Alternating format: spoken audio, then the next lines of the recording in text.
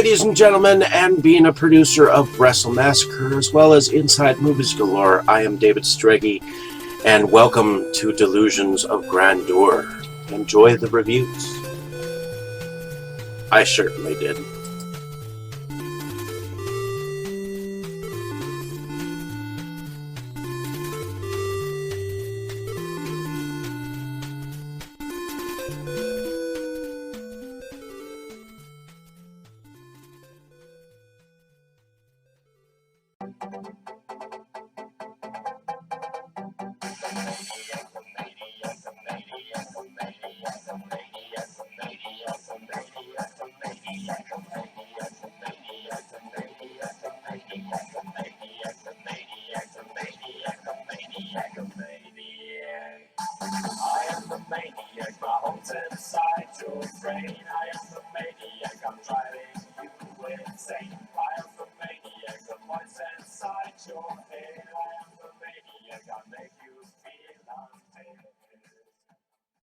Okay, Dave, that's it. Screw you and your college flunkies. I've had enough of this from you and from everyone else. I know what you guys are trying to do. Break me down, drive me out of the force. Well, it's going to take a hell of a lot more than a lame prank like this to get Curtis Mooney to throw in his badge, so fuck you. Over. Hello, ladies and gentlemen. Welcome back to Delusions of Grandeur. Apologies about the slow video. Here is another collection video where I go through my collection one by one and talk to you about what I know about them as I go along. Now, H.P. Lovecraft's birthday was last week, and I ended up rewatching a film that I have. It's a limited deluxe edition. It's a talking H.P. Lovecraft picture grill. It's called The Whisperer in the Darkness, and it is a. It says it's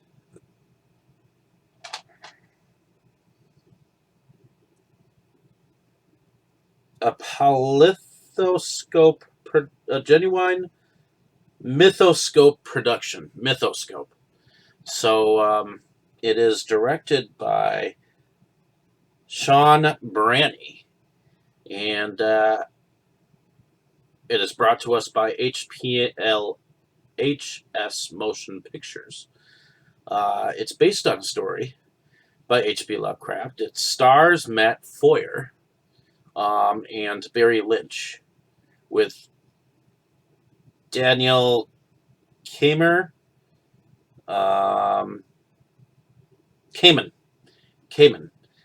Matt Logan, Joe Sofranco, Stephen Blackheart, David Paveo, and Autumn Wendell as Hannah.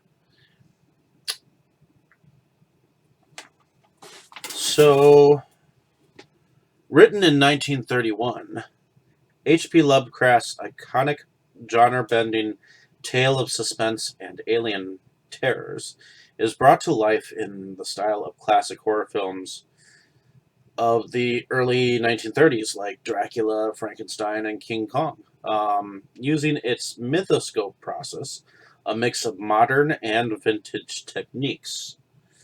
The H.P. Lovecraft Historical Society expands on Lovecraft's original tale while still bringing you unparalleled authenticity. So, there you have it, The Whisperer in the Darkness. Now, I have watched this twice by now, and there is a silent film that I also have by the same person that I have watched before this. So, on the Deluxe 2 DVD set, there's behind-the-scenes bonus 2.5 hours of featurettes showcasing the monsters, miniatures, makeup, and other effects. It's got deleted and extended scenes. And it's got subtitles in 23 languages. Uh, Catalan, Croatian, Czech, Danish, Dutch, English, Euskera, Finnish, French, German, Greek, Hungarian, Italian, Japanese, Norwegian, Polish, Portuguese BR, Romanian, Russian, Spanish, Swedish, and Turkish. So I think that this was a decent representation of an H.P. Lovecraft film. Um, so yeah, I'm glad that I picked this up, and I'm glad that I have it in my possession. Now, this is actually a standalone film. It doesn't have a case, but it is one of Brian Pollan's earlier films, and it's called Reap of Evil. Now, I don't know much about it. All I know is that I have a copy of it signed. So, that is my copy of Reap of Evil. And that is his signature. Okay, next. Copy of The Woman in Black, which after Harry Potter, this was Daniel Radcliffe's comeback film. And it was with Hammer. I'm actually kind of glad that he was able to do something with Hammer. And this film is directed by James Watkins. It is called The Woman in Black. And here. Arthur Kipps, played by Daniel Radcliffe, a widowed lawyer whose grief has put his career in jeopardy, is sent into a remote village to sort out the affairs of a recently deceased eccentric. But upon his arrival, it soon becomes clear that everyone in the town is keeping a deadly secret. Although the townsfolk try to keep Kipps from learning their tragic history, he soon discovers that the house belonging to his client is haunted by the ghost of a woman who is determined to find someone and something she lost, and no one, not even the children, are safe from her vengeance. So, this was more of a gothic tale. And at the time, people were saying that this was horrifying. Now, when I went and saw it, I didn't think that Daniel Radcliffe did a bad job. It's just when I think of Daniel Radcliffe, especially in his beginning films after Harry Potter, I kind of think of him as the same as the kid who played in the original Spider-Man trilogy in the millennial years, um, and who was that other? The kid who played in The Faculty, and as well as Lord of the Rings. Although I loved his role in Lord of the Rings. That was a coming of age film, and he totally made you feel like he was Frodo Baggins. Um, so, unfortunately, he kind of gets tagged into that not yet a man kind of a role. But I do believe that this was kind of his breakout role. Trying to, because Harry Potter is a huge role to try to step back from as an actor. Unfortunately, sometimes you get typecast into that kind of role. and I know that the studios messed up the books in the films, but as far as Harry Potter's role, Daniel Radcliffe played him through and through, and even though the studio threw him through a blind tunnel for years as that character, I think he stayed true to the Harry Potter character. So, yeah, that was the Woman in Black. Moving on to some films that are from the shelf here. I still didn't go through every single film here. Um, for a long time, Cool World, um, which was directed by Ralph Bakshi. Um, it stars Kim Basinger, Gabriel Bryan, Brad Pitt. Um, it's one of the films that combines animation with reality, and there have been a lot of those over the years where cartoon animation and um, actors and actors get together and work with cartoons. And I would have to say that this film was done in the style of Who Framed Roger Rabbit kind of craziness, because you have a man who falls in love with a woman who was a cartoon in a crazy cartoon world. uh, so Let me read the back here. When ex-con cartoonist Jack Deebs, Gabriel Byrne was behind bars, he found escape by creating Cool World, a cartoon series featuring a voluptuous vixen named Holly Weld. But the Toonsmith becomes a prisoner of his own fantasies when Holly pulls Jack into Cool World with a scheme to seduce him and bring herself to life. A hard-boiled detective, played by Brad Pitt, the only other human in Cool World, cautions Jack with the law. Noids, humans, don't have sex with doodles or cartoons. The flesh proves weaker than ink, however, as Holly takes human form. As Kim Basinger in Las Vegas, starting a trans-universal chase that threatens the destruction of both worlds. With a splashy mix of animation and live action sequences, Cool World delivers the hottest action around. So I really had a lot of fun with this film when I first came or first saw it. It used to be on TNT for a while, and for a while, like I said, it was out of print and it was overly priced. And then I found it for like $6.99 at or $3 at Half Price Books. I believe it was $3 at Half Price Books, and all I had to do was just clean off the back of the film, and I haven't had a problem with playing it or anything like that. It was clean. As you can see, it's definitely shiny.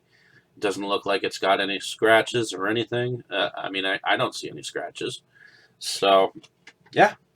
The only thing is, I wish that this movie would actually have maybe a Blu-ray or an upgrade of some sort. That would be awesome. Moving on to this was a film that I had actually bought when I first started realizing that Big Lots actually sold movies. Countdown the Skies on Fire. Now this stars John Corbett, Josie Bisett, and Bradley Whitford, and it was put out on Fremantle Media. Um, and I would consider this in the disaster. There was a time when disaster films were like constantly coming out, and they're fun because a lot of them are based on true events, things that have happened, but some of them are not. This particular one, I'm not sure if this was particularly based on something real, but let me read you the back here. LA is under siege. Hordes of deadly insects are engulfing the city. Whales are dying in alarming numbers. Corpses are bursting into flames. Animals are going insane, but no one wants to listen to the one man who holds the key to the future, Dr. Evan Thorne, played by John Corbett. A dedicated renegade scientist. Thorne's unorthodox methods and gloomy forecasts about the impending threat of ozone depletion have won him few allies. Now, when every second counts, he has to convince his ex-wife, Josie Bisset, his colleague, Joe Anderson, and a world-weary, cynical reporter, played by Bradley Whitford, that he is not crazy. After that, he has to think about saving the world. Calamities galore, excellent effects, and unbounding action make this film a bracing thrill ride from start to finish. It was put out by OTL Productions, and it was directed by Dan Lerner. So, uh, also it was put out by Direct Source Special Products.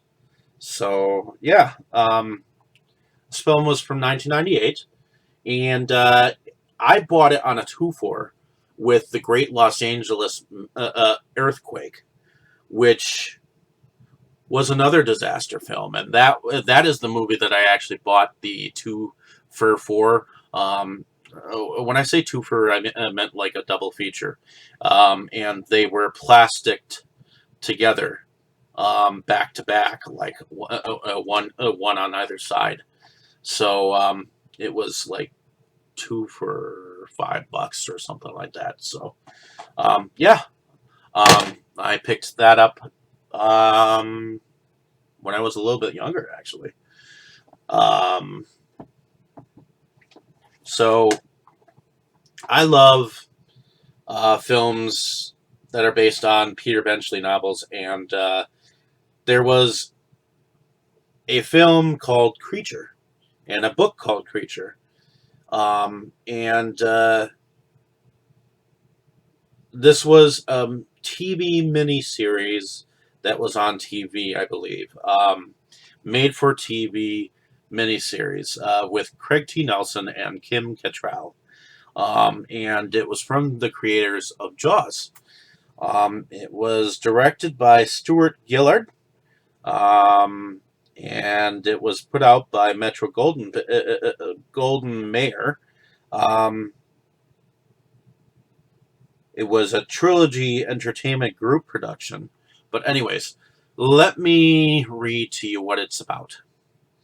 On a remote island in the West Indies, a top-secret Navy team attempts to genetically engineer a biological weapon, only to find that they instead created an unstoppable monster. Adapted from the Peter Benchley novel Creature, stars Craig T. Nelson, Blades of Glory, and from Blades of Glory, and Kim Cattrall from Sex and the City, as research scientists who visit the island and find themselves in sudden peril as the monster continues to reign its reign of terror. Now they must hunt down the voracious beast before they become its next prey.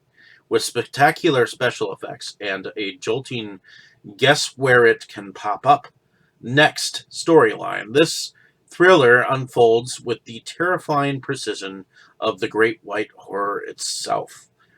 So, this particular creature,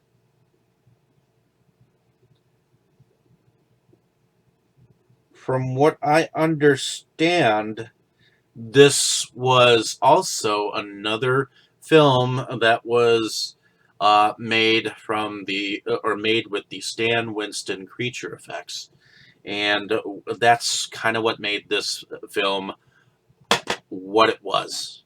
So I relatively enjoyed it at the time, and I recommend it for all of you out there who have not seen it yet. This movie I have not seen, but I've heard a lot about. I know that it was nominated for a couple of things, but this film came into my mom's resale shop which I helped her out with um, from time to time for over 9 years. Over on the north side, it was called Blessed Again Resale, and I ran cashier there, and I took donations in through the back, and sometimes came across some films that I eventually bought later for myself. So this one is called Capote. It stars Philip Seymour Hoffman, and he not too long after this film, he died. So it says that this is the best picture of, or was the best picture of the year. This film it was directed by Bennett Miller. Looks like. So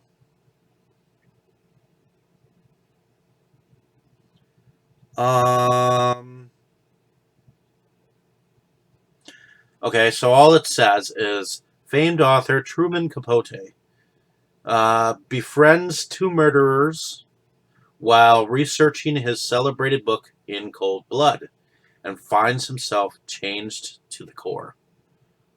So I guess this is about what happened in Cold Blood, or what happened behind the scenes, or whatnot. So this particular film was put out by Sony Pictures Classics and United Artists, along with some other production companies, which you will find out what they are.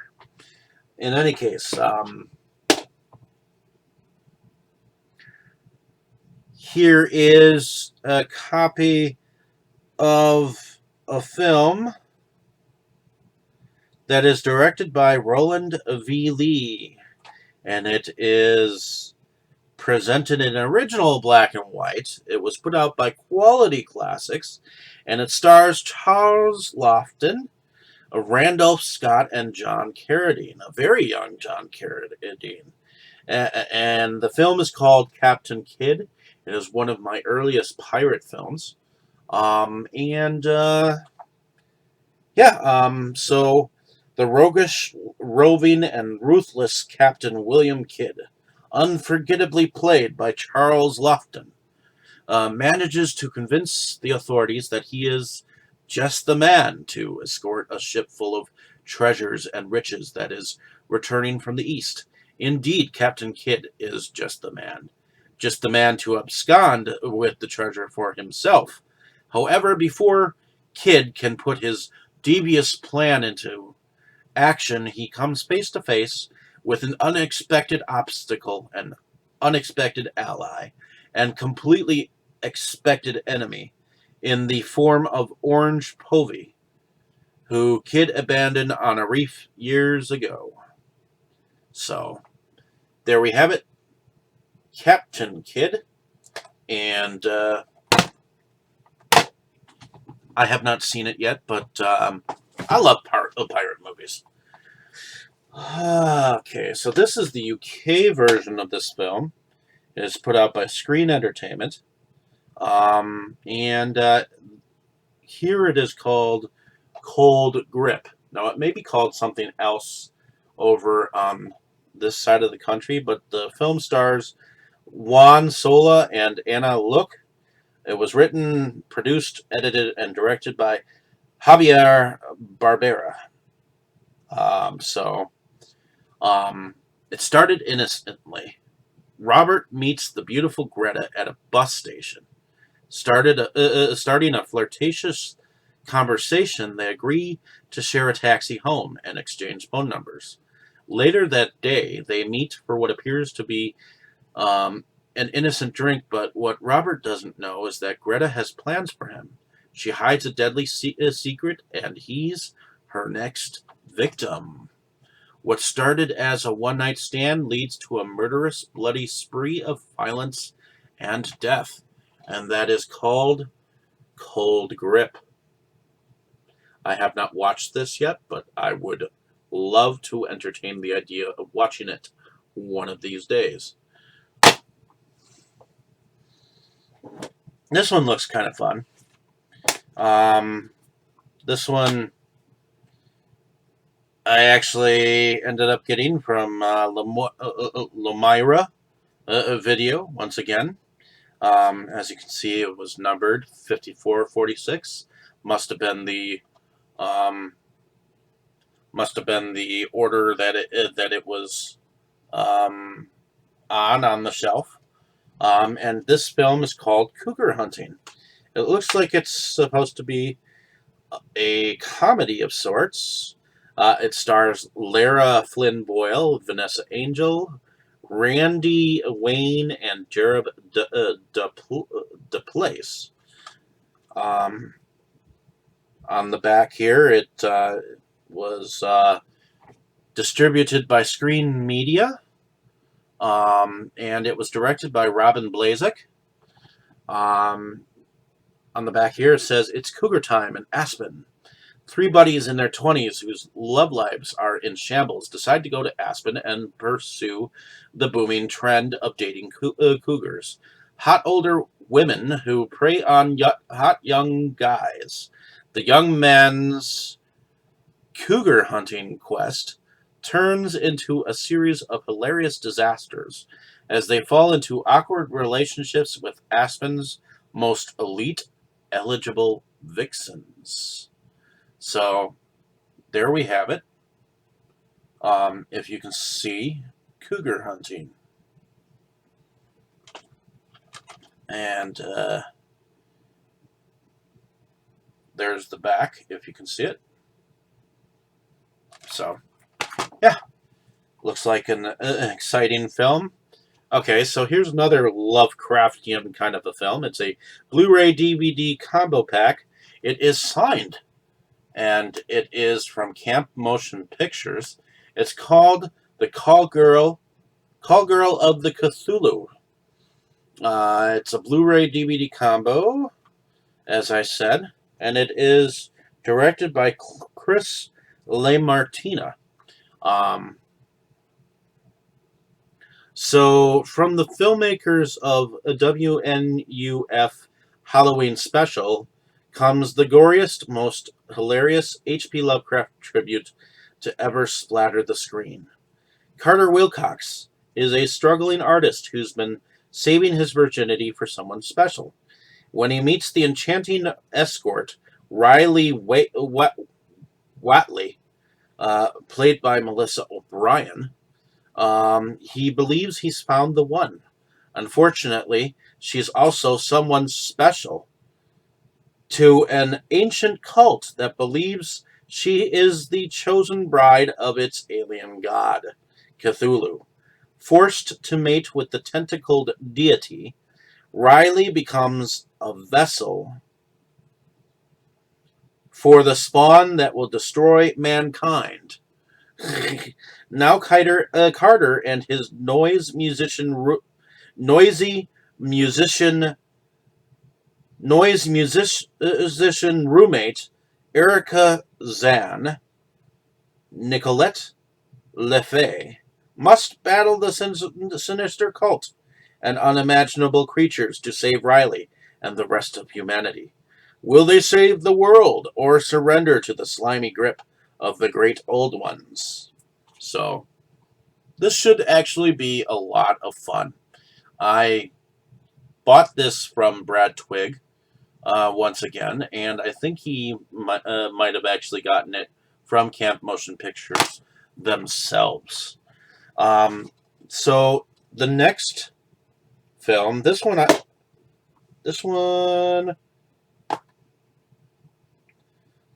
looks like I haven't even opened this one, and it's called Charlie. Um, and it looks like it's from Key DVD, whatever company that is. Um, According to the back here, it says it's the best British crime thriller in years. And that's what the Daily Star says. In the tradition of Scarface and Snatch, this electrifying true story chronicles the violent rise and fall of Charlie Richardson, England's most notorious gang leader. At times a trusted friend, Richardson was also unimaginably brutal, stealing and strong-arming his way to success on the mean streets of London, reaching a level of power that attracted South Africa's ruling elite and threatened England's prime minister.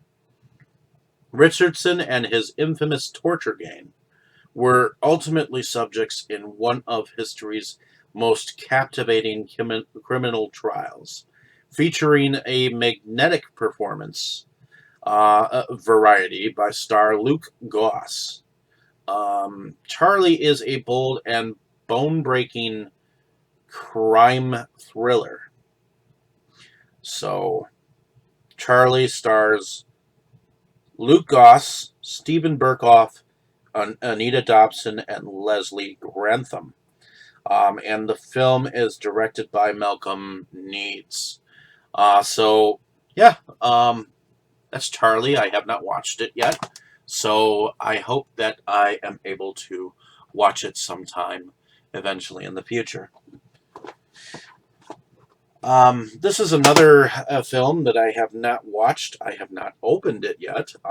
It is an IFC Midnight collection. It evidently is a winner of 7 Korean Film Awards, including Best Film and Best Director. And it's called The Chaser. And it's a film by Nahong Jin.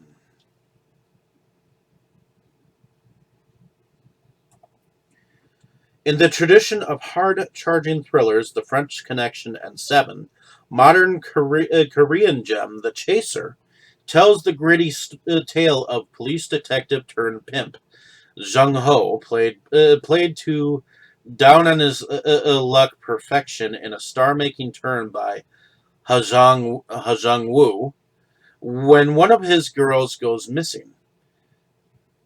Jung Ho thinks she's been kidnapped and sold off. The truth is far worse.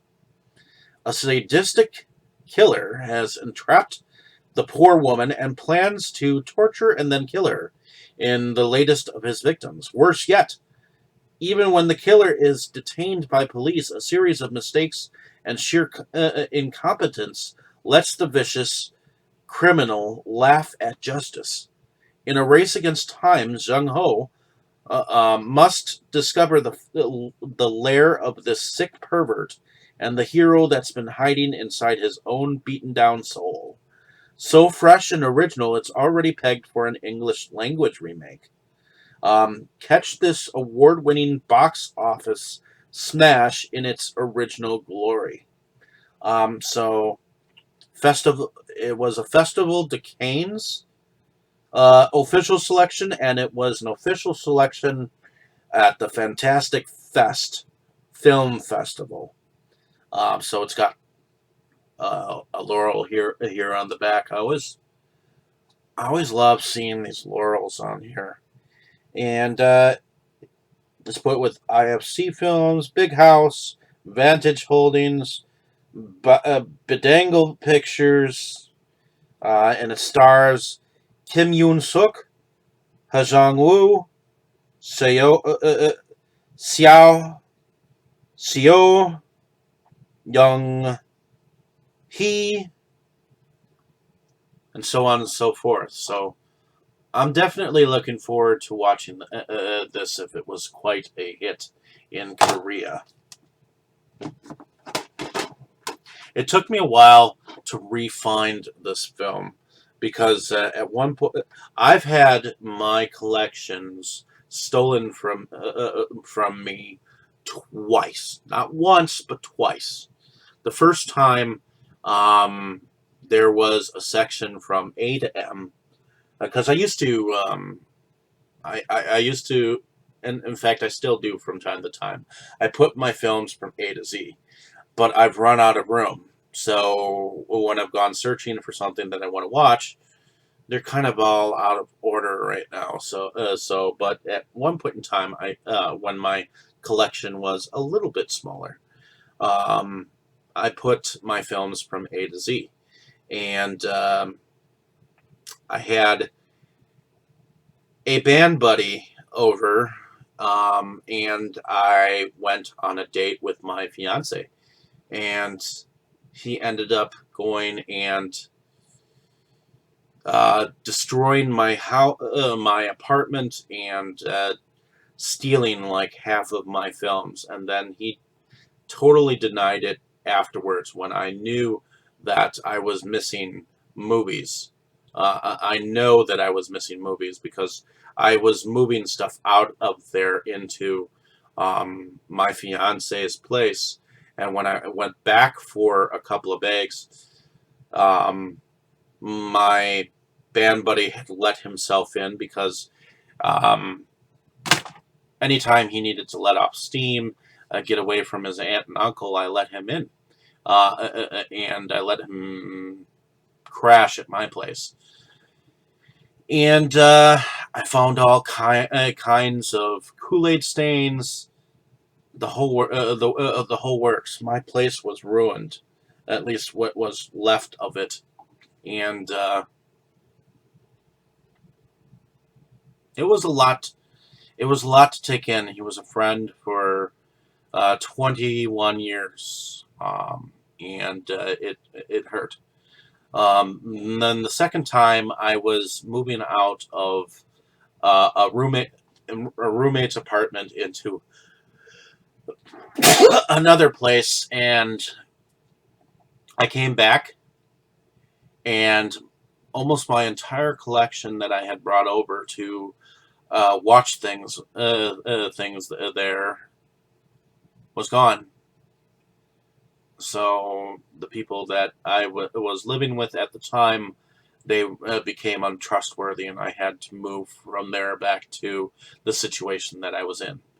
And the situation that I was in was not much better, but it was better than living with my parents. But anyways, moving on to um, so it took me a while to find this particular film. Is directed by, well, it stars Joe Namath, Anne Margaret, you might know her, William Smith, Jennifer Billingsley, John Chaston, and it was directed by Seymour Robbie, it looks like. And this was the first motorcycle film that I had ever known. Now, there was a company here in Wisconsin, here in La Crosse, Wisconsin, that distributed films uncut. And it was called Platinum Disc Corporation. Only on this particular thin, if you can see it, only on this particular thin DVD cased copy of this film, which is called CC and Company, which it has its own title film. You know what I love about this film? Not just the sex scene with Anna Margaret, which is the reason why you want this particular copy. Because on any other copy other than this, that scene is not there. It's only on this particular copy that you get the unrated sex scene that you almost can't tell whether they're not having sex. Are Joe Namath and Margaret actually having sex in here? I believe that they did back in the day. But in any case, CC and Company, when you see it, um, I love the fact that the grocery store scene in the very beginning, he walks through the store, uh, piecing together a ham and cheese sandwich with mayonnaise, and he eats it in public, and then he just walks out. He's a drifter, so um, there are there are different high points in the film, and I just enjoy um, the atmosphere of the film, even though it's very campy. Moving on to another film that I have here with Lindsay Wagner and Michelle Pfeiffer in the same film. And it says this is the story of a mother's obsessive love. It's called Callie and Son. I have not watched this yet, but it looks like Michelle Pfeiffer is very young in here, and Lindsay Wagner is very young in here, I believe. So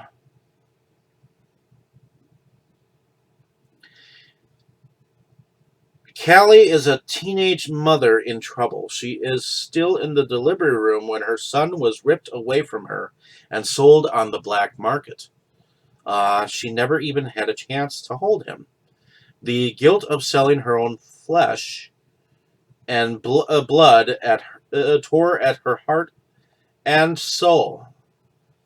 Callie vowed to find her son no matter what the cost, and once they were reunited, it almost cost her sanity. Follow this heart-ripping drama as a mother's obsessive love nearly destroys the lives of Callie and son. The film stars Lindsay Wagner, Michelle Pfeiffer, Dabney Coleman, Jameson Parker, Andrew Prine, James Sloyan, and the film is directed by Waris Hassan. So I'm looking forward to watching this. This movie might have been on it might have actually been on Lifetime at one point in time.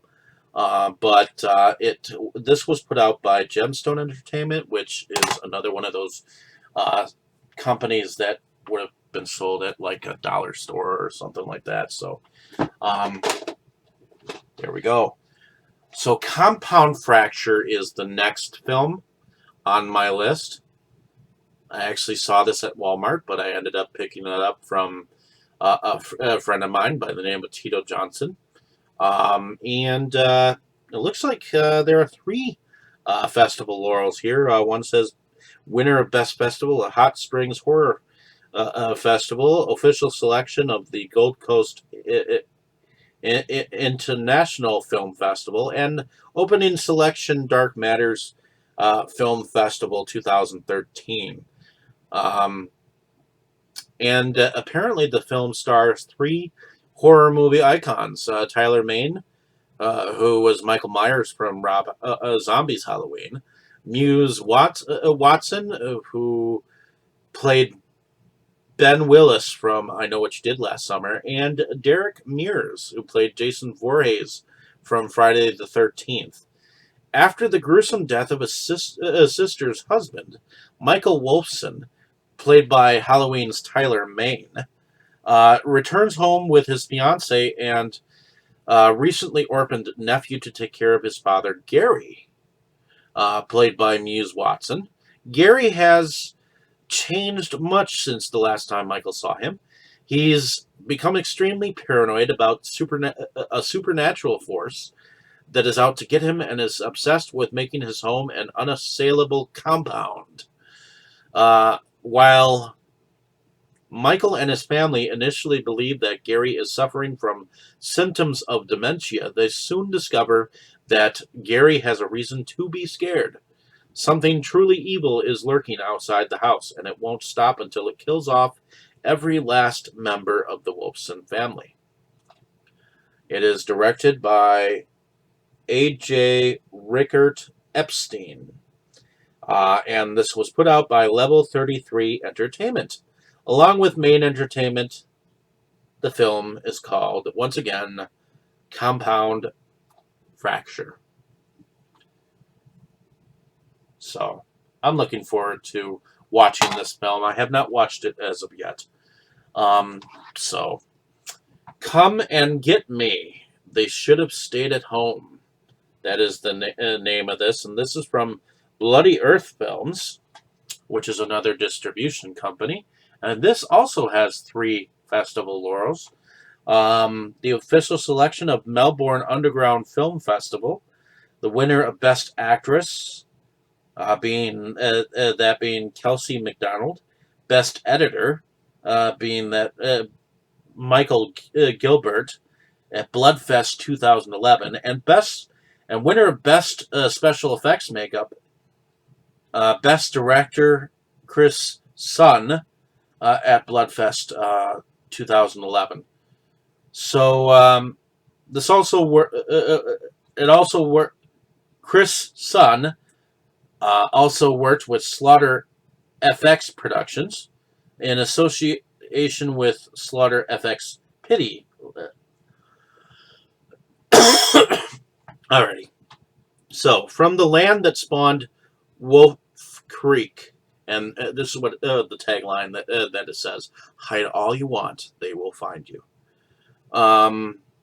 And primal comes a relentless bloodbath of psychopathic proportions. Winner of Best Special Effects and Makeup and Best Director. When 4 friends head to the city for a wild girls' night out, and an unexpected ride home turns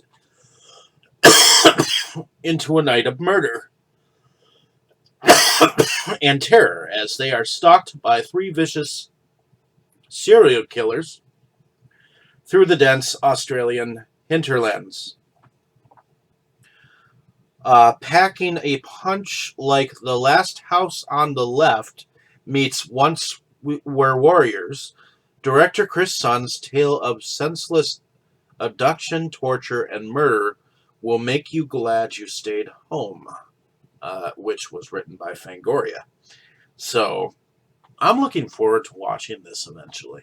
This actually looks really, really good. And it's from Australia, so definitely going to be checking that out. So, this is the movie that spawned trucking movies. At least I believe. And this says it's the 30th anniversary edition. So, I picked it up for $5. Brand new when I first got it, and I've watched it since then. But Chris Christopherson and Ali McGraw play in this trucking comedy together. Convoy, it's called. Ain't nothing gonna stand in their way. Cheesy flicks, gold classics. So I guess it's a cheesy flicks film. Citizen Band Radio takes to the freeways for fast lane frills and flyover spills. Trucker Chris Christopherson signals the big 10-4 when he's chased through 3 states by a corrupt traffic cop.